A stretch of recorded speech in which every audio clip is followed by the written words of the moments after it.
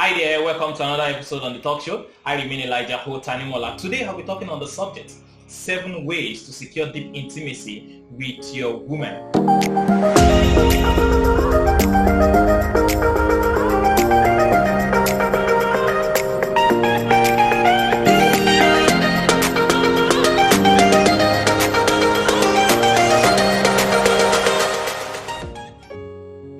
The first thing I want to talk about is that you must understand the primary gender need of a woman. What is the primary gender need of a woman? The primary gender need of a woman is relationship and family.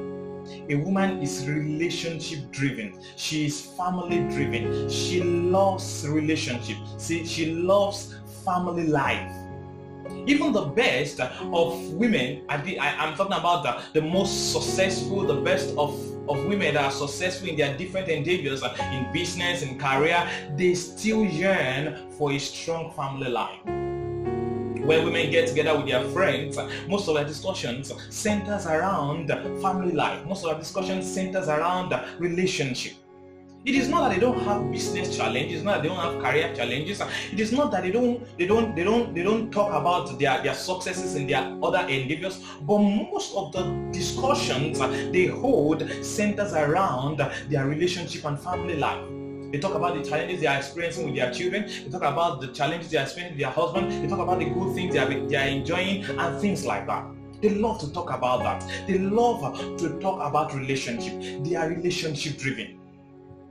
Even the most successful women in the business sector, even the most successful women in the career sector, they still yearn for a feeling of family life. They still feel a sense of incompleteness even when they don't have a strong family life. And we must understand this, that this is primary, this is important, this is very, very germane for a woman. A woman desires a good family life. A lot of people wonder, why is it that it's only women that want marriage? Why is it that only women fantasize a lot and they're happy about wedding and things like that? It is because they are primarily relationship and family driven. And we can also trace this to the foundation.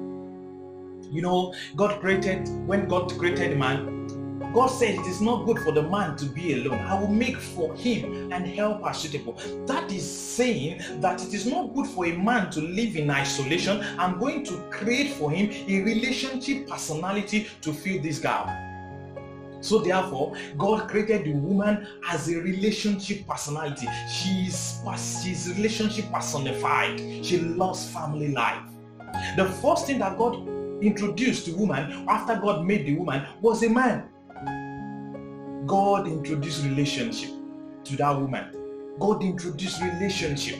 So therefore we must understand that a woman loves relationship. She loves family life. If you want to secure deep intimacy with your woman, we must understand this primary gender need. It is not enough for you to just provide for the family. It is good, she wants that. It's not just enough for you to protect her. It is good, she wants that. But she wants you to be more involved and interested in the family life. And when I say family life, I'm talking about every aspect of family life. And we must understand this. This is the primary gender need of a woman. If you can successfully create time for relationship, if you can successfully create time for family life with your wife, I am telling you, you will be able to access the depth and the core of her heart. You'll be able to enjoy deep intimacy with her. The second thing I want to talk on is that you must find a way to incorporate that primary gender need into your work, into your vision, into your project, into your purpose. I said on the last episode that the primary gender need of a man is work. So therefore, men are actually work driven, they are obsessed with work. Just as men are obsessed with work and they are work driven, women too, they are relationship driven. They are reactionary and sensitive to relationship and family matters.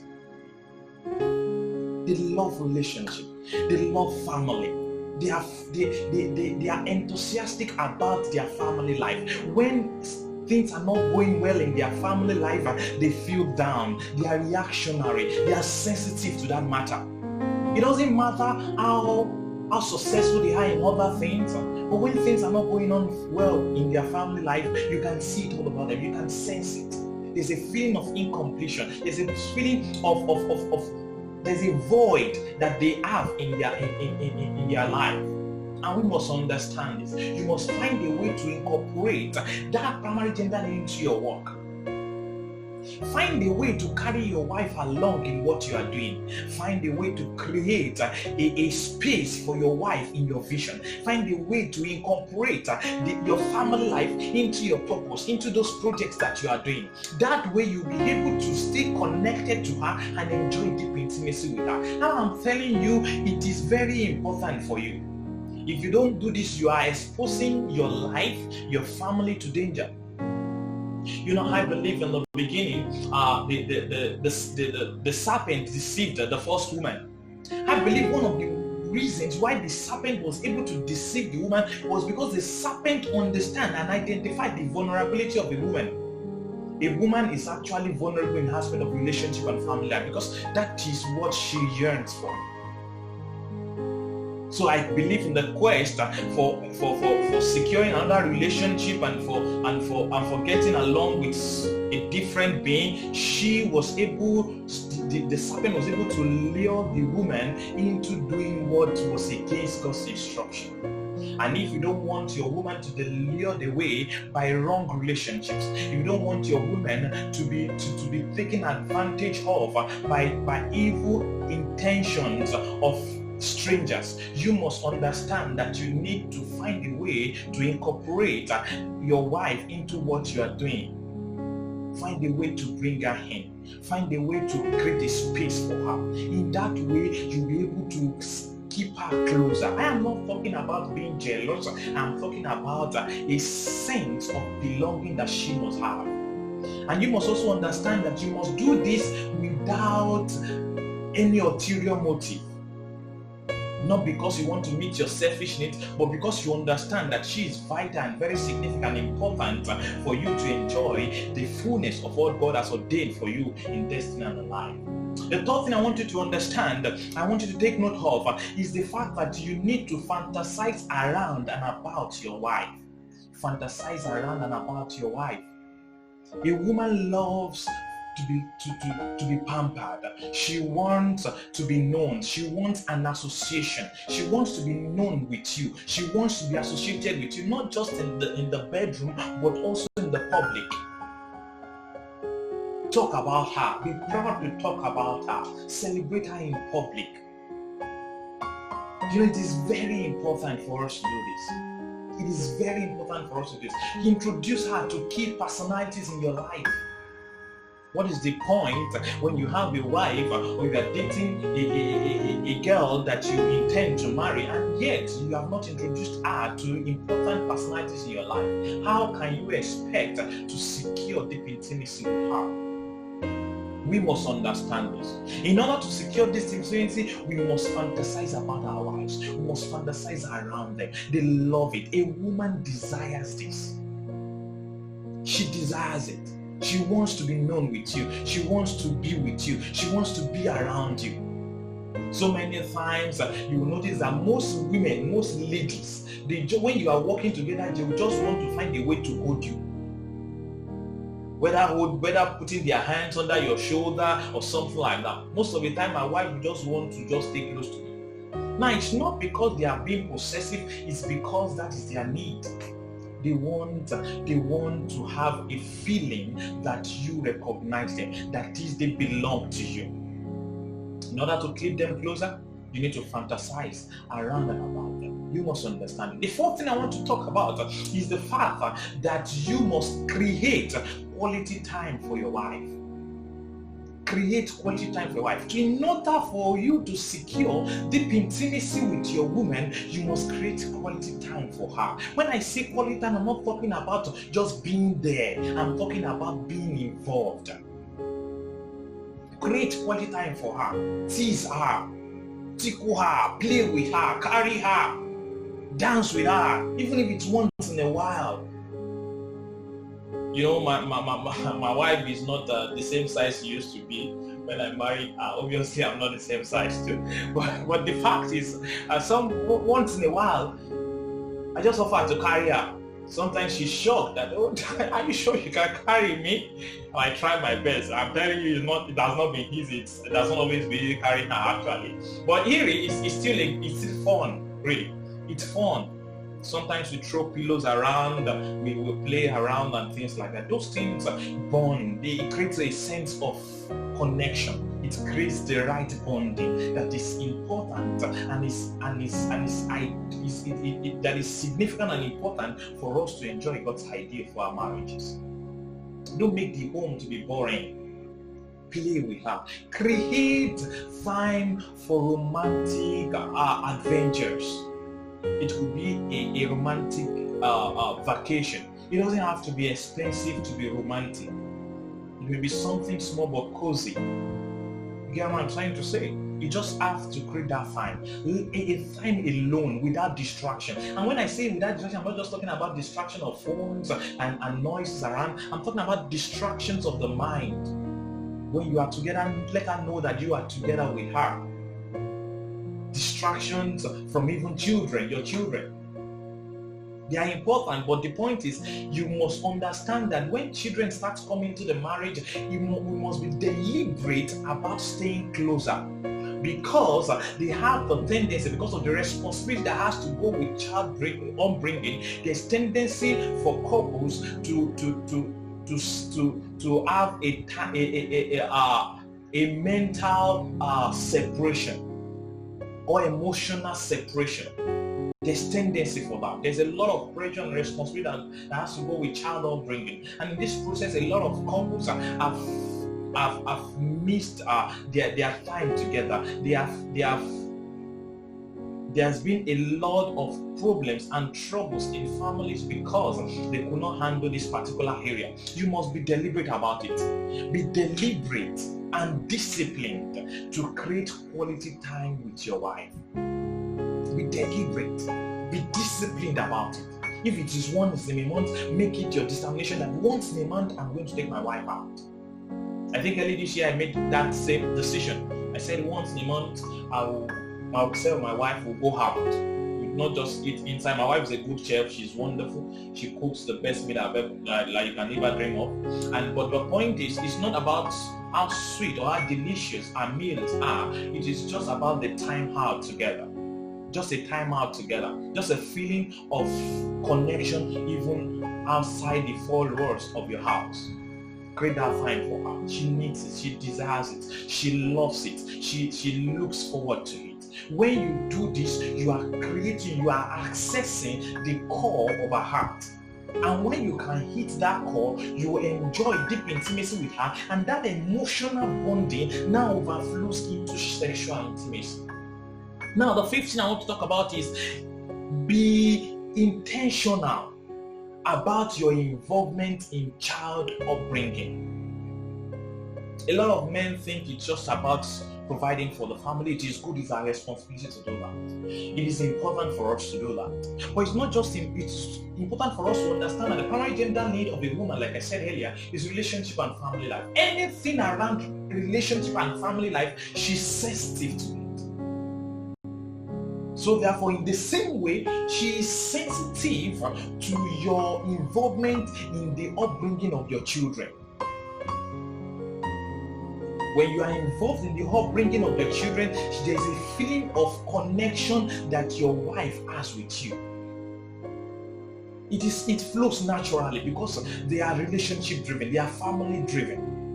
So anything you do that is positive around family life, she tends to lean towards you more. She tends to open her heart to you more than ever before. And you must understand this. You see, when I say involvement in child upbringing, I'm not talking about being a full house husband. What I'm saying that be involved in the activities of your children. Create time to play with them. Create time to tease them. Create time to tickle them. Create time to spend, even if it's just an hour or 30 minutes to see a movie with them, to play outside with them. Just create a time for them. when you are doing that, your wife is looking at you too, and she's happy. There's a joy that is welling up in her heart that my husband is creating time for our children. That is sending a signal to her. She's interpreting that as you putting a high value on the creation both of you had made together through the help of God. That is, you value what you have produced together. What is quality? What is fatherhood if you cannot change the diaper of your child? What is that? That is not quality time. Involvement. It could be just change the diaper of your child. It could be to carry the child when he or she is crying, to pet him or her. It could be to talk the child in to sleep, to bed, to pet the child. If every time you call your wife to come and attend to your child on things that you can also do, then she looks at you and says, what's the point? You are sending a signal that you don't value what you have created together. You are sending a signal that she's like your maid. You are sending a signal that all you hold the family is just money. And that's not all about it. If you want to secure deep intimacy with her, you must be involved in child upbringing. Be involved in critical stages of their lives. Go for events that are important to your children. Go together. Be involved in their schooling. Be involved in their education. Be involved in their extracurricular activities. Be involved. That involvement is sending a signal to your wife. See, I'm telling you something. The farther you are, or let me say, the closer you are to being involved in the upbringing of your child, the closer you get to the heart of your wife. The closer the intimacy you attain together with your wife. And you must understand this. Now, the sixth thing I would like to talk on is this: master the art of lovemaking. In order to secure this intimacy with your wife, you must master the art of lovemaking. You must understand as a man that lovemaking is not the same as the street understanding or experience of sex. If you have experienced sex, strict sex, what I mean sex before marriage, don't bring that into your marriage. Don't bring that in. Understand how lovemaking works. To a man, lovemaking, sex could be an external act, but to a woman, it's more of a psychological and emotional thing. It has to flow. Understand that a woman needs foreplay. She needs it. I'm not talking about she wanting it. I'm saying she needs it. In order for her to reach her orgasm, that is the height of the sexual pleasure that God designed for her to enjoy, she needs that foreplay. I mean quality one. Nowhere to touch, nowhere to press, nowhere to solve. Know the things you need to do. Don't just assume that you know when you don't know. See, it is not just about penetrating. A lot of men just want to penetrate. But see, listen to this. Penetration should be in an ideal setting of lovemaking, should be an overflow of quality foreplay. That is, penetration should be a longing when foreplay has been on its height. So she demands for it because she's ready to accept you inside. Now, that stage when she's ready to accept you inside, you have bonded with her in a level of intimacy, sexual intimacy, that she wants to feel you in her body. Understand this, master it. And you must understand that lovemaking is selfless. Street sex is mostly selfish, but lovemaking is selfless. You can do your thing and come easily, and be satisfied. But you must understand that for her to be satisfied, you must master the act of foreplay. You must master the act of lovemaking for her to be satisfied. Don't be selfish about it. Learn. When you don't know, learn. See, I'm telling you, you must also understand that you need to understand how to control your ejaculation. Now, I understand that there are times that you are so excited and before you know it, you come and things like that. But at that instance, you must be ready to apologize to her. You know why? Because you have not fulfilled you have not bring that to the place of satisfaction even though you are satisfied. Because love making is selfless. So apologize to her. See, that little gesture sends a signal to her that you are not unaware or neglectful of her need. A lot of people hide behind spirituality for a reason why their wife shouldn't desire the height of sexual pleasure, that is orgasm.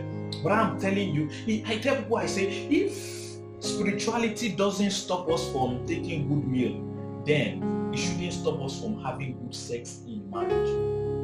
So don't hide behind that excuse. Go and learn. Go and learn. Read good books, Acts of Marriage. I learned myself. I thank God that I learned this thing. Because I also assumed that, before my wedding, I assumed that, I knew quite a number of things about other aspects. I just assumed that sex will just come. It's just a normal thing. It's just a normal human chemistry. But towards my wedding period time, I sensed it in my spirit that this is the only aspect I know nothing about. And I knew virtually nothing about. And I knew that this is important for me to enjoy the fullness of God's idea for my marriage. So I was prompted to start reading. And thank God, I'm telling you, I thank God that I read the Act of Marriage, the Modern Marriage. Those two books helped me. See, if I had not read those two books, I don't know how the sexual life of my marriage would be like. And I'm telling you, when the sexual life of my marriage is in shambles, a lot of things start creeping in. A lot of things. And you must understand that. Now, the seventh thing and the last thing I want to talk about is this. Talk. In order to secure deep intimacy with your wife, you must learn to talk. Learn to say the right things. She wants to hear you say things. She wants to listen to you. When God brought the man to the woman, when he got the woman to the man, the woman didn't say anything. She was just like waiting out there. She was just like waiting. What is this guy going to say? This guy looks good. I knew Adam would have looked so handsome. This man looked handsome and attracted to him. He looks good and things like that. But she's saying, okay, let me hear what he has to say. And the moment the man opened his mouth, there's a feeling of satisfaction. This man knew what to say, when to say it, and how to say it. Two statements, two important things the man said. He said, this is now the bone of my bones and the flesh of my flesh.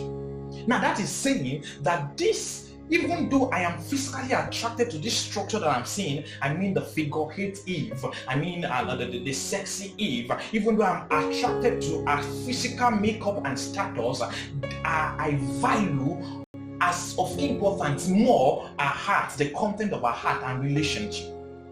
Listen, if a man values you, he will not be after your physical appearance, your sexiness. I'm not saying that he shouldn't be attracted to you or he won't be attracted to it, but I'm saying that he will value the content of your heart and the relationship that he wants to build with you beyond your sexiness. So if a man is asking you before marriage, you have to give me sex to show that you love me and things like that, or it's my way to show that I love you, man, my dear, I'm telling you, he doesn't really value the content of your heart and the relationship we share together as of priority above your physical appearance and your makeup.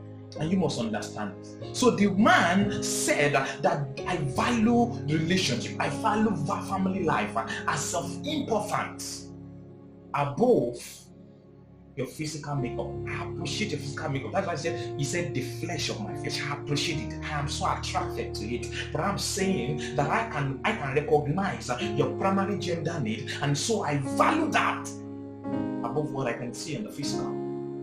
Now the second thing he said was this. He said, oh, she shall be called woman, for she was brought out of the man. What is that saying? He's saying that I, myself, and you, that is us, I recognize that we are significant and we are important, that you are, the relationship we share together is important for me to experience the best of God for my life. That is, what you carry, you are carrying something that is significant for my completeness.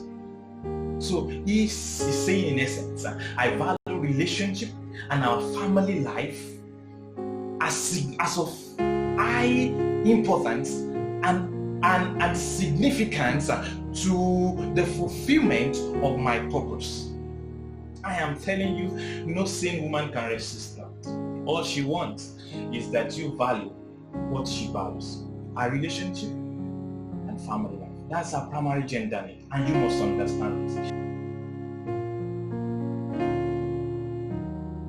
Now let me give you some quick action points, and it is important for you not just to hear these things, but for you to apply them to your marriage and to your life, that is, your relationship with your wife. Now the first thing I want you to do is that analyze these things I've said, the same things I've said, and identify the areas where you have not been active, the things you have not been doing out of these 7. Identify those things. It is good for you to be sincere with yourself and do it genuinely because you want the best result. Now, the second thing you need to do is for you to be deliberate and disciplined about doing them. Put down a structure. Put down a structure that will help you to do that. Put down a structure that will help you to be involved in your child upbringing, to create a quality time with your wife, to figure her into your work and your project and your vision.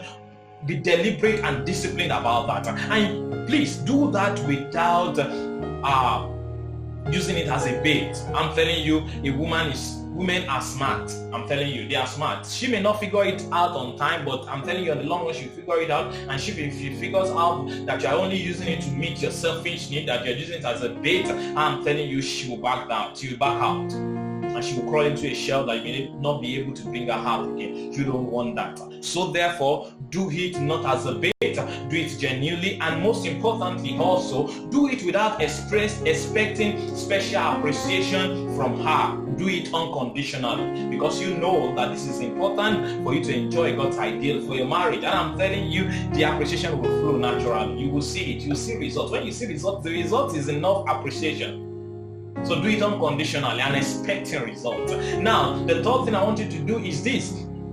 Find a way to channel these things through our primary love language. I've spoken about love languages, and you can also read about the 5 love languages by Dr. Gary Chapman. Figure out how to incorporate these things, how to channel these things into our primary love language. Now, the fourth thing is this: celebrate your little wins as you go. Maybe the small progresses that you are making, the small impact, the small success that you're recording, celebrate them. Now, the fifth thing I would like you to do is this. Feel free to ask her, what will she want you to do? That is very important. What will she want you to do better? Ask her that. Feel free to ask her that, because so many times we can't really figure out a woman really. So many times we can't really figure them out except they say what they really want. So it's better for us to bring out if we want to bring out the best in them, we must figure out how to bring out what they really need for us to be better as husbands and as their spouses. Now, it is important for us to get this correctly, and I want to say this. If you do these things consistently for 6 months and you didn't experience any visible difference in your intimacy with your wife, then I want to say that there is certainly underlying major issues. It could be that you have reached trust that's so halting for her, and she has not gotten over it, or that there's infidelity hanging around somewhere or something like that. But anyway, nevertheless, if you didn't experience a visible change or improvement after you have done this consistently for 6 months maximum, then you should get a good counselor to figure out the major underlying issues, and for you to rescue, to revive, and to restore God's ideal for your marriage. I trust that you have been able to get something tonight, and don't forget that securing deep intimacy with your wife is very important for you to enjoy God's ideal for your marriage. Next week I'll be coming away with another subject, and you don't want to miss. That's going to be very interesting. I'm still dealing with the intimacy series, and please, before you go, click on that subscribe button, turn on the post notifications, and I will really appreciate that. Thank you for staying tuned tonight. God bless you. Stay safe, and bye for now.